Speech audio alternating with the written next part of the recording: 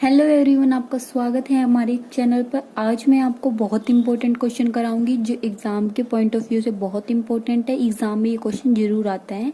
6 marks के अंदर भी पूछा जा सकता है आपसे, 4 मार्क्स के अंदर भी आपसे ये क्वेश्चन पूछा जा सकता है। या तो आपका आ सकता है कि error note disclosed by trial balance, ठीक है, तलपट द्वारा प्रकट न होने वाली अशुद्धियां कौन कौन सी है।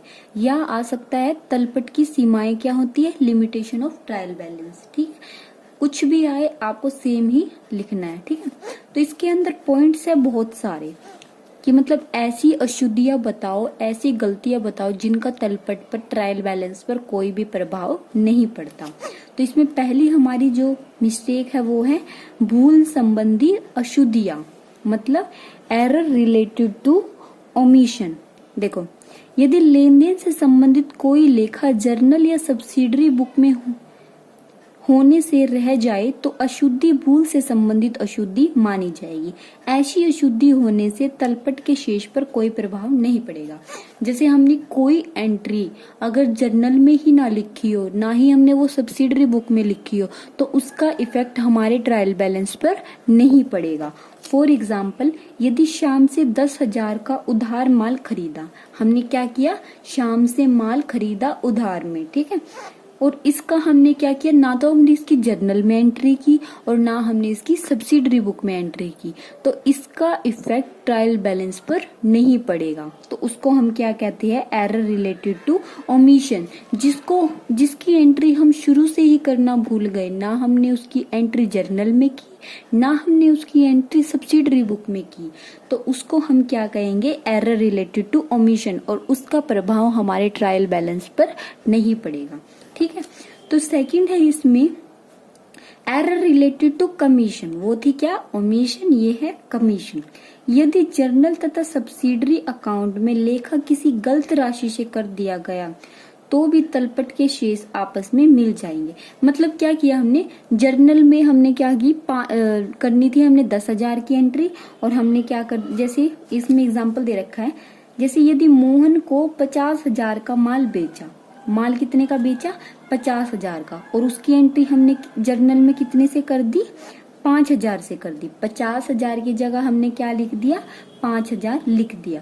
तो उस गलती का तलपट के जोड़ पर कोई प्रभाव नहीं पड़ेगा, क्योंकि शुरू से ही वो एंट्री के हिसाब से अकाउंट बनते आ रहे, जर्नल उसके हिसाब से बनाया हमने, लेजर कैश बुक जो भी बनाया हमने 5,000 पर ही बनाया, तो हमारा ट्रायल बैलेंस पे कोई इफेक्ट नहीं पड़ेगा। ट्रायल बैलेंस का डेबिट और क्रेडिट बैलेंस दोनों सेम ही आएंगे। समझ आया। फर्स्ट क्या किया हमने, एरर रिलेटेड टू ओमिशन, कि हाँ जब हमने एंट्री ही नहीं की तो उसका इफेक्ट भी ट्रायल बैलेंस पे नहीं पड़ेगा। और सेकंड क्या है, एरर रिलेटेड टू कमीशन, जब हमने क्या किया, 50,000 की कोई चीज थी वो 5,000 में लिख दी, ठीक है, मतलब हमने अमाउंट गलत लिख दिया, तो उसका इफेक्ट भी हमारे ट्रायल बैलेंस पर नहीं पड़ेगा। थर्ड है पॉइंट हमारा एरर रिलेटेड टू प्रिंसिपल। इसी प्रकार यदि लेन देन लिखते समय अकाउंटिंग प्रिंसिपल की अवहेलना की गई है तो ऐसी अशुद्धियों का तलपट के शेष पर कोई प्रभाव नहीं पड़ेगा। प्राय ऐसी अशुद्धियां उन परिस्थितियों में होती है जब पूंजीगत तथा आयगत मदों में अंतर नहीं किया जाता।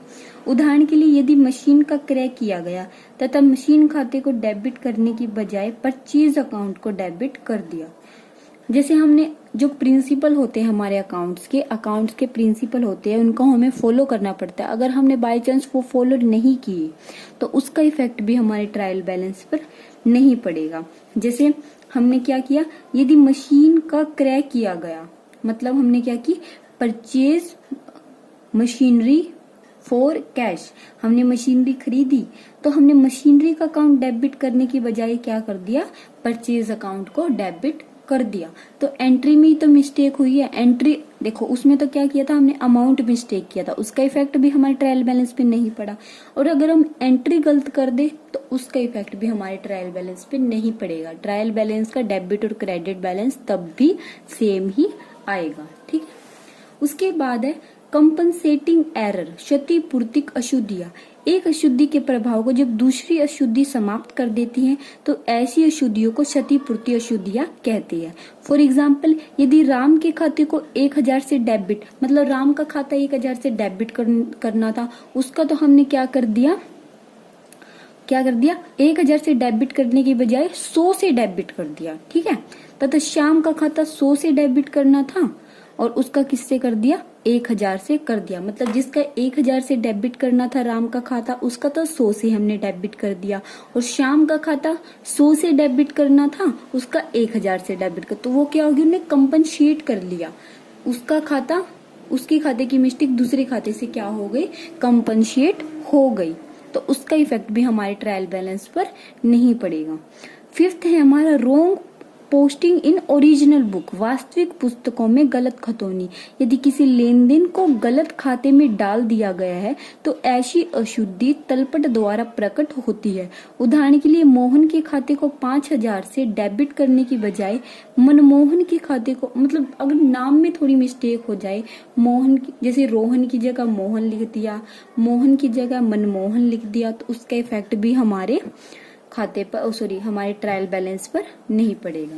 ठीक है, तो संक्षेप में इसका हम क्या कह सकते हैं कि यदि तलपट के डेबिट और क्रेडिट पक्ष का जोड़ मिल जाए तो यह खाता बही के खातों की शुद्धता का प्रमाण है। मतलब अगर जर्नल में हमने एंट्री ठीक कर रखी है तभी हमारे ट्रायल बैलेंस का जोड़ क्या होगा, सेम आ सकता है। तो ये हमने 5 पॉइंट किए, error related to omission, error related to commission, error related to principle, compensating error, wrong posting in original books. ठीक है, ये 5 पॉइंट है, 5 के 5 आपको टिप्स पे याद होने चाहिए, इंपॉर्टेंट क्वेश्चन है। अगर कोई पॉइंट ना समझ में आया तो कमेंट बॉक्स में कमेंट कर सकते हैं।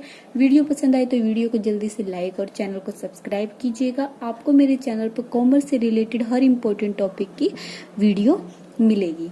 अगर आपको किसी टॉपिक में डाउट है या कोई टॉपिक समझना चाहते हैं तो आप मुझे वो भी कमेंट बॉक्स में कमेंट कर सकते हैं। Thank you for watching my video.